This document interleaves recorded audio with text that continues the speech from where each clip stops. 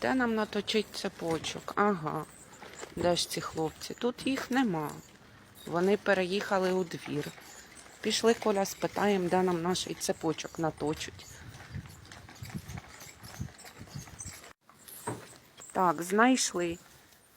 Добрий день. Цепочки точите? Точимо. А на маленьку пилочку? Та без питань. Зробимо вже 5 хвилин. А якщо гвоздки пиляли? Теж точите? Все точиться. Головне, щоб зуб остався.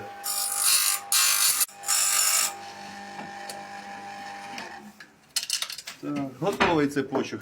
Точимо любі цепки на любі пилки.